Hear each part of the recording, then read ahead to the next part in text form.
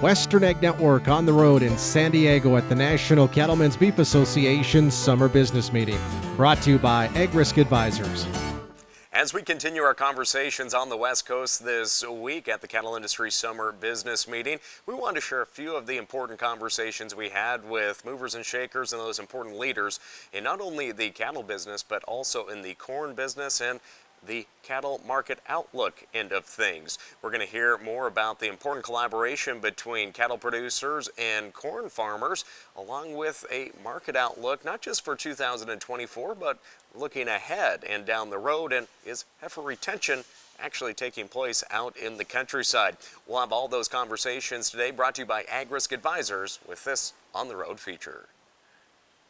San Diego played host to the Cattle Industry Summer Business Meeting, and cattlemen and women from across the nation gathered to advance the future of the livestock business. And joining us here today is President-elect of the National Cattlemen's Beef Association and Nebraska producer Buck Wehrbein. And Buck, you know, we're down here in San Diego. Both of us were kind of talking about just how humid it is down here right now, but obviously a lot of work taking place here. Of course, we're very busy in the countryside. What are things looking like in your neck of the woods in Nebraska? How are conditions here this year? I'm in eastern Nebraska, and we've had some flooding, we've had some tornadoes, very strange year. The crop is uneven, but looks really good. There's some drowned out areas, however, they've been replanted, most of them, and so if you drove through our country, you'd notice that the corn is tasseling and also chest high and all points in between, but it's going to be a good crop in our part of the world. Now, obviously, kind of a large part of our audience is cow-calf producers, but on the feedlot end of things, how is the sentiment down there in feedlot land? Well, high markets are fun when you're selling and less fun when you're buying, and so we're now complaining about the cost of cattle, but we're enjoying selling them high, just like everybody is, and so the herd being what it is, that's probably going to be that way for a few years. Yeah. Well, thank you for complaining, so us cow-calf guys can get a win here. But obviously we are working to get a win for the future of the industry this week with the Summer Business Meeting, policy being really the backbone of the event. But I guess so far it still continues here today. How has the Summer Business Meeting been in your perspective as you serve on the executive officer team? I'd answer that two ways. The comity and good humor of everyone, because of the market that we just spoke about, is enjoyable. It's pretty quiet and people are pretty happy, and so that's a lot more fun to meet and get together and fellowship and so forth. So you still have the work to do. You know, we're always fighting with the government about taxes and things like that, and the western lands and so forth. That just goes on and on and on. But when people are profitable, it's a lot more fun, and so that's enjoyable. A lot of work going on though, committee meetings right now, check off committee meetings and so forth, so a lot of work being done. This is where the hard work gets done, really. And obviously making sure that next generation is involved not only in livestock production and the family operations back home, but stepping up into leadership roles is important to advance the industry. And recently you participated in the 2024 class of the Young Cattlemen's Conference in your role as president-elect. Had you gone on YCC before? I had 32 years ago, in 1992. Yeah, and I think there were 25 of us, and there's probably 65 this year. And so it was very enjoyable. I spent most of my time trying to keep up with them because they are young.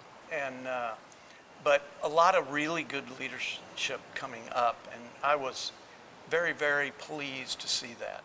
You know, sometimes we're worried about, well, who's going to do this? There's a lot of people that are going to do it, and they got a lot of ability, and especially they're a lot more ready than we were back 32 years ago on things like advocacy and knowing what's going on in that way. We were operations guys, you know, but these kids are. I'm calling them kids, and but they're ahead of where we were. Well, obviously a lot of issues impacting the industry right now, and one that I think everybody in the cattle business can agree upon are I call them the PDPs, the Petri dish proteins, the lab-grown meat.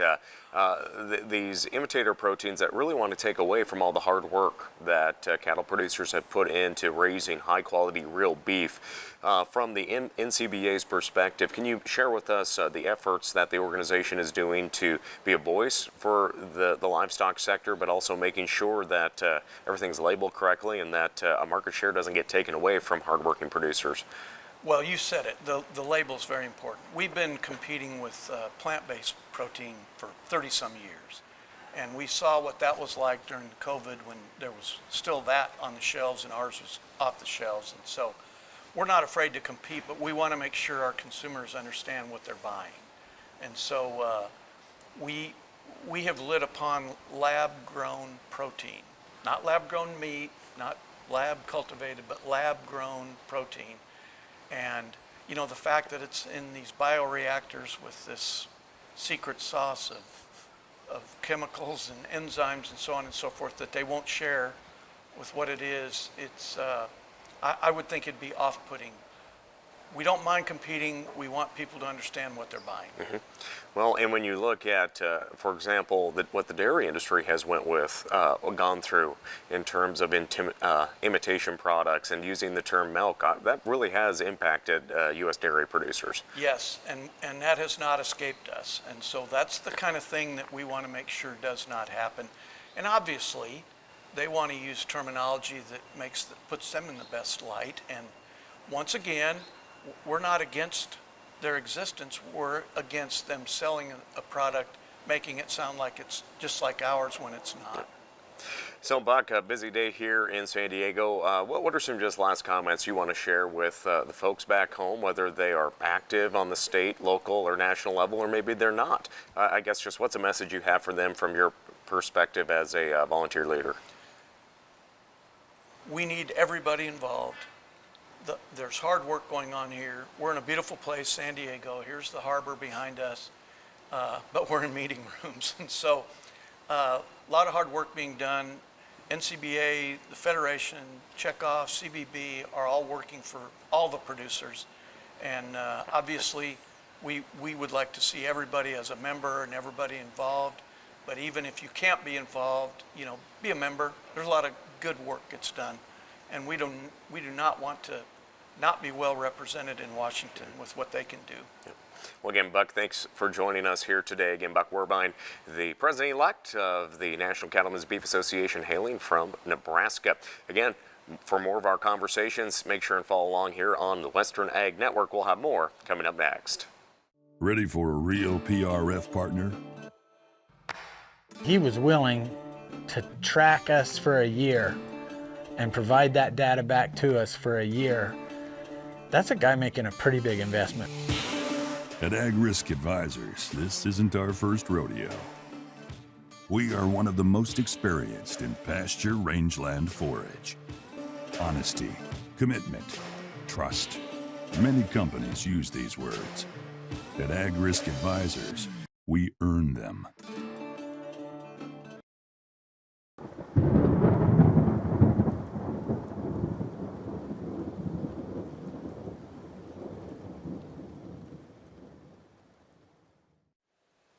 This week in San Diego, as the Cattle Industry Summer Business Meeting gets underway, it's not just the livestock industry here looking to advance the future of agriculture in the United States. Our friends in the cropping sector are also joining us, helping advance the goals of cattlemen and women across the nation. Joining us here today with the National Corn Growers Association is Mr. Troy Schneider, and he calls Colorado home. Now, you raise cattle, wheat, and corn, Yep. and you are the corn liaison to the National Cattlemen's Beef Association. That is one of my titles this year, yes. But you serve on the board for the National Corn Growers Association. Well, let's just talk about how important it is to have a collaboration between cattle producers and corn producers, because corn is a big part of the U.S. cattle and beef industry. Well, they go, as Don Schiefelbein used to say, it goes hand in glove. And so when we talk about sustainability, when the cattle industry talks about sustainability, they have to address the sustainability where their food product comes from. So we have to have our facts together and our sustainability story in place so that can go together piece by piece so we can tell that product and move our product across not only our country, but across the world. Now let's just talk about the relationship that corn and beef have in terms of boosting sales for both beef and corn. We're looking at that, especially on an international level when we're looking at beef exports as well. Well, when it comes down to it, it's not only boosting sales, it's creating jobs. So when I take my corn down to our local feedlot in eastern Colorado and Kit Carson County, I pull in there and I see people having jobs. And I know that in Colorado, when we go back home, take it back home in those numbers, that our largest export is beef. And that goes up to Canada for the most part. But the main fact is, yes, it creates income for me, it creates income for the feedlots, but it creates jobs and puts kids in our schools. Well, it wouldn't be a conversation between producers if I didn't ask, how are things looking in your part of Colorado for corn, wheat, and how are the cattle doing? I think everything's looking pretty good. We've dodged most of the hail in spots. On our farm, we've been lucky, but the wheat was good this year. Corn's grown along like it needs to. It's getting the heat it needs. And then the cattle or the calves are out there on the grass, and they're good and fat right now, and the market's good, so that is a positive. Now, on the corn end of things, obviously Mexico has been a big issue over the past few years, especially when we look at the past administration. The past president of Mexico really had some policies come in that were very concerning for the U.S. corn industry. We've now seen a change in administrations in Mexico. Obviously, that dealt with GMO corn. Can you give us an update on how things are looking down there and one of the biggest trading partners for the U.S. corn business? Well, we haven't got it across the finish line quite yet, but things are looking more positive in our favor. We keep going back to the USMCA, where we need to be science-based. They need to be science-based on their claims as to why they don't want to import that GMO corn. And I think things are moving, I know things are moving in the right direction for the U.S. corn farmer there. Now, Troy, I know the National Corn Growers will be out in Washington, D.C. here very soon, hitting the Hill. And obviously, Farm Bill is a big topic. We don't know if a Farm Bill is going to happen this year. We're thinking maybe an extension may happen, but that's just my observation. I don't have all the inside details, obviously, but work still needs to be done. Advocacy still needs to take place. What are some of the priorities that the National Corn Growers will be taking to Capitol Hill here soon? Well, one of our main topic points would be ensuring that insurance program, that safety net, is good and strong, so all producers out there, when we go in to our local banks and just our farming operations, we know we have that safety net. Other things would be, we need to keep an eye on all environmental issues. We need to keep an eye on tax incentives, tax programs that are out there, and how that's going to change. That's a little bit not in the Farm Bill, but still, it all ties in together. So those are some of our priorities right there. And as corn liaison, I just love that title. But I guess what is the most important thing you do in your from your perspective in working together with the nation's cattle producers and really trying to keep this relationship going and the important role it plays just in providing high quality beef to consumers? Yeah. And we're feeding the world, and that's the main thing right there. A third of the U.S. corn crop gets fed to livestock production. And the cattle industry has an equal share in that with poultry and pork. But to work with the National Cattlemen's Beef Association, we're working with other landowners, we're working with other producers out there. So it's a little different relationship than it would be with some of our other livestock organizations. So that is key. And so when we go up there, and we've had our battles with food versus fuel in the past few years, when we work with the cattle industry, we know that we're moving forward with one of our strongest partners, and the better the cattle industry has it on the market, the better we have it. And so it goes hand in hand.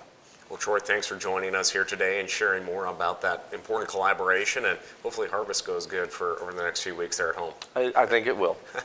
Again, Troy Schneider joining us from Colorado, of course serving on the National Corn Growers Association board and the corn liaison to the NCBA. Again, we're going to have more conversations coming up here from San Diego. Stay tuned. We'll have more after this. We are one of the most experienced in pasture rangeland forage. Honesty, commitment, trust. Many companies use these words. At AgRisk Advisors, we earn them.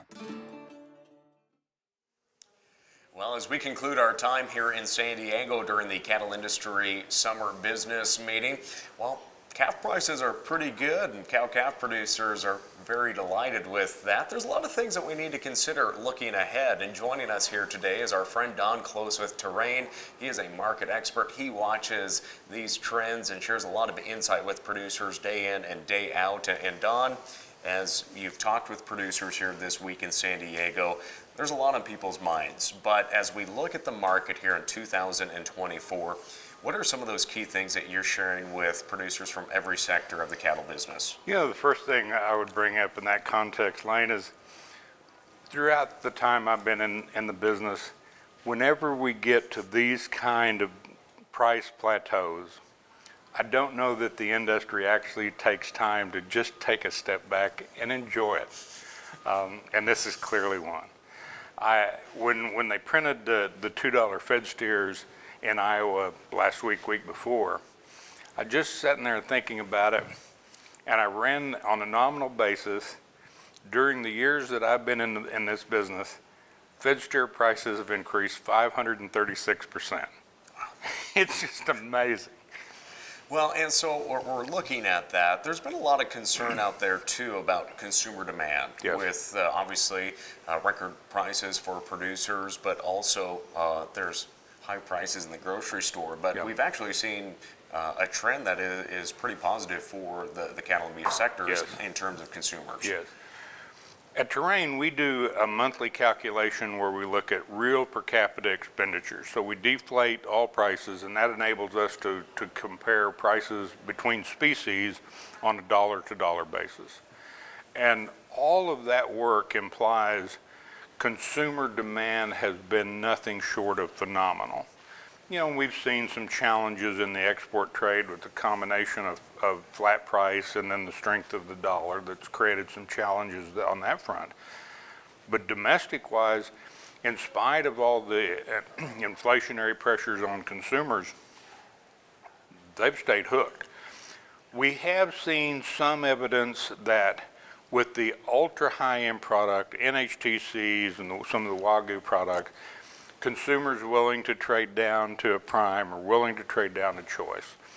We've also seen, you know, with the unbelievable demand for all mixes of ground beef and just that shortage of cow slaughter, that the number of chucks and even rounds that are grinding, so that, excuse me, that's absorbed a portion of that market.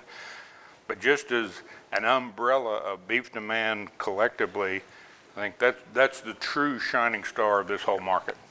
Now, we have been seeing very, very impressive prices on these video sales. The market, yes, is hot. It's underway this week. We have the Superior Week in the Rockies sale. We got the Western video markets all going on this week. And we are seeing a few less heifers sometimes on those sales, but it just depends on the region too. I guess from your perspective, looking at the analytics and tracking that, when we hear heifer retention, mm-hmm, we think herd rebuilding. Mm-hmm. What are the analytics saying about heifer retention? You know, I've heard some of the interviews you've done and the comments of fewer heifers, and as we look at the breakdown of weekly receipts from the collectively, auction markets, the video sales, numerically, we're not seeing that retention take place. You're saying those auctioneers are inflating their ego a little bit? I'm not calling anybody out, but numerically, we're not seeing it. Now, on a practical basis, if you look at the variation in pasture and range conditions across the 48 states, are we seeing pockets where conditions are warranting expansion? Yes. We are. We're also still seeing areas that are still under a lot of stress. The one thing that, as we've done meetings throughout this year, and we talk with producers about their plans for expansion or hesitation, the number one answer that we would get is either pasture and range conditions or hay inventories. They just weren't yet to a position to expand. I think that's correct, improving. But the number two answer that we would get from producers is they're just using this opportunity to sell everything they can sell from steers, heifers, and even cull cows rebuild that balance sheet before they plunge back into the deep end of the pool. I think there's still a lot of that going on. You know, obviously we are seeing these higher calf prices as we focus more on that cow-calf producer, but there's a lot of risk in that too, especially when feedlots are paying these prices as well. I guess, what are some of the tips you've been sharing with producers, not just here this week, but day in and day out, about managing risk in the livestock sector? Because that's something that is new to some producers. Yes, it is. The first thing that we're telling customers of whichever segment of the industry they're in, that at these kind of first cost levels, the volatility associated with these tight supplies, that if they're not willing to have a risk management plan in place, don't buy the cattle. It's just the risk is too high. So that's number one.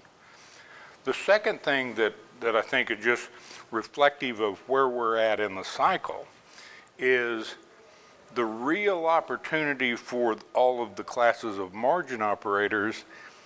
They're going to be under a lot of squeeze, particularly on the wheat pasture, the stocker operations, wheat pasture operations, and the commercial feed yards. Just their first cost, they're really going to have to be on top of their management game to make a lot of these cattle work. Well, you speak about risk management solutions. I should mention our friends at AgRisk Advisors. They help provide some of those risk management solutions for producers, so check them out online. Got to give a shout out to our sponsors of this. But Don, obviously producers are asking the question, with your insight there, there's maybe not as much herd rebuilding taking place, but how long can we expect to see these prices? Because we know we can rebuild a herd pretty fast if the conditions are right. So we can. The thing that I've spent all the meetings that I've done this year, probably the most frequently asked question that I have gotten is comparisons of this market to the 2014-2015 market. And we try to explain that if you look at the depletion that we've done of the cow herd, the number of heifers on feed, depleting that replacement heifer supply, this market is entirely, structurally, it is entirely different than the 14-15 market. As a result of that, I think the opportunity for this market going forward, we would easily talk 2 years, and depending on the delay on these heifer retention, we could see this thing last 3 years. We're not implying that prices are going to continue to escalate at the rate we have for the second half of 23 and year to date. I think there's still higher prices to come. Well, again, we're going to continue to track that and share important conversations and information like we received from you here today on the Western Ag Network. Don, thank you so much for all that insight. Lane, it's always good talking with you. Well, friends, this is just some of all the conversations we're having here in San Diego. We've enjoyed our time down here. We want to thank you for traveling along with us as we've brought you these important topics back home, wherever you are enjoying these. With that, friends, thank you for joining us for our On the Road series, brought to you by AgRisk Advisors. Reporting from San Diego, I'm Lane Nordland for the Western Ag Network. Western Ag Network on the road in San Diego at the National Cattlemen's Beef Association Summer Business Meeting. Brought to you by AgRisk Advisors.